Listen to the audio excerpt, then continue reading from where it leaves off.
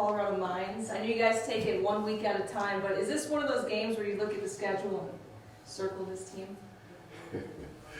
Well, let's say we are coming together as a team, and it happens to be that we're playing in our gold box, and Colorado School of Mines happens to be there, and you know, you look at the season and you look at the opportunities, you think that this game's going to mean something, and sure enough it does. And we're looking forward to this opportunity to play against a great Colorado School of Mines team, and I'm happy that we are playing for something here in November, because those are the games that people remember, and I'm looking forward to this opportunity, and our kids are, and it should be a great atmosphere here in Pueblo. And Colorado Mines, what are the biggest challenges you have going up against them? Well, I think they're very well coached. They don't beat themselves. I think they're playing outstanding, great team defense, and they got a quarterback that I think is outstanding. It's like Houdini. He gets out of spots and he throws the ball on the dime. You talk about a guy that throws it on the money, and then he scrambles and makes plays. They're physical. They're just very well coached, and have a lot of respect for their program. And I would hope someone would say that about our program. And then the paper's out on the wall, and there's an acronym. It's like FOTC. Do you want to tell us what that means, or are there some words you can't say on? Oh, well, we can say it, but it's not for you to know. You know, it's making sure you understand that that's part of our football program and what it stands for. But the reality of it is, you got to handle your fundamentals to be champions, and so that's what we firmly believe. And so that's the things that we got to stress. And I believe that fundamentals lead to what you can concentrate on your details, and that's something we've been doing the last since last 2 weeks, and so I'm anxious to see our growth in our team. When you hang 73 on someone, like how much can you carry that play over to this week, or how much from the execution standpoint, things that were going so well, can you carry over? Well, I tried to carry half the points over, but the NCAA didn't let me, so I was looking forward to that. But the reality of it is that what I think you can carry over is that we got everybody in the game, and everybody got a chance to go play, and everybody played great. We had a lot of young guys that hadn't had a lot of time to play, and so, but they came to play, and I was really excited about our energy, and it's something that you can improve on 1%. We can keep improving on what we've done there, and now you gain a little bit of confidence, and so I think it's always a work in progress, and it's a part of the process that you got to understand, and all that things carry over for an opportunity to go play for something in November, and here we are. So on that note, like where do you feel like you've seen the most improvement? If it's a specific position or just aspect of the game, where have you seen the most improvement from where you were on opening night to where you are right now? I tell you where I see most improvement is our heart, our attitude, our passion.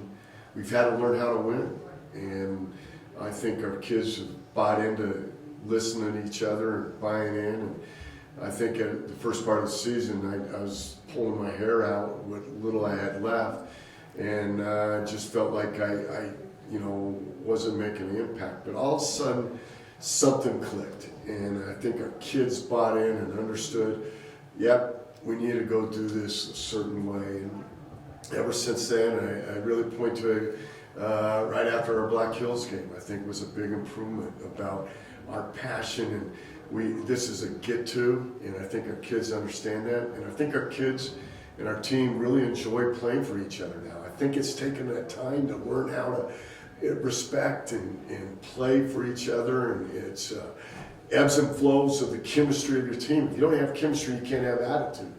And I think that's very apparent in what we're doing, and I love our chemistry now, and I can't wait to get it tested. The Mines game the past couple of years has been a tight, physical battle. Are you expecting the same type of game this week? Hell yeah. Simple as that? It's just going to go. It's just going to be one heck of a football game. And they're physical, hopefully we're going to be physical, which I know the answer to that question, and it's going to be a fun Saturday afternoon. They've gotten the better of you guys the past couple of years. Is that something that you tell the guys, like, hey, this is a rivalry game. This is the two best teams in the RMAC on a consistent basis. Like, I don't really care about what happened in the past. Okay. I don't really matter to me. But all we can do is control the next play, what we have, and we put our head down and go to work for 60 minutes. And it's good enough, it's good enough. It has beat us, but we beat them too. And we're looking forward to an opportunity to have a challenge on Saturday. you expecting a big crowd here? I hope we have a big crowd. Should be great. 72 degrees at 2 o'clock, a fall afternoon, watching two great teams, and I have so much respect for Colorado School of Mines. But I love the way this Thunderwolf team has come together in 2021. By the way, it's fundamentals of a championship team. Okay. Coach, you've this week is senior week, senior day.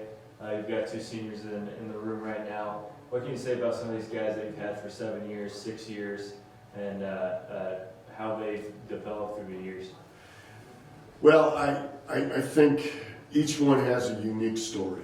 Each one has a unique story about really checking their ego at the door, going playing for the brother next door, and really going to work and understanding what the process of hopefully what they've learned over here in the next 6-7 years gives them a chance to knock it out of the ballpark in society for the next 40 years. And so I really think there's unique stories on everyone's end. We got two great kids that have been with me for 6 years here, and Preston Guerrero came in from Arizona and was a quarterback. I asked him to change the tight end, and he's been our emotional leader on offense and leader in the weight room, and no one's ever can say they've outworked Preston.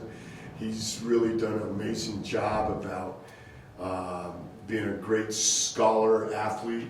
I don't think he's ever gotten a B on his report card, and he's been unbelievable. And then Trevor Filio, number 21, I mean, he's everyone's All-American. You look at him, and he's had a great high expectation, but his standard is playing to an All-American level, and I think that he's done a wonderful job. But he's also one of these kids that our teammates really have a lot of respect for. And on our votes last spring, which I think is the Corey Toll Award, he was voted as a Corey Toll Award by his teammates, meaning most appreciated, the guy that you really look up to.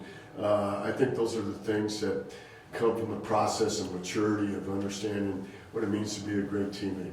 But I love these two for who they are. They can come in and we can have man-to-man conversations and not agree, but when we walk out the door, we're on the same side. And that's what I value. I value in being able to learn from them. And I'm not always right. But I do, I'm going to miss these two. I just use these two as an example, but I got 22 of them that are walking on Saturday when I call. And it's going to be emotional, but I owe a lot to these kids. Do you feel lucky to get them for next year? Say that again? Do you feel lucky to have them here for next year?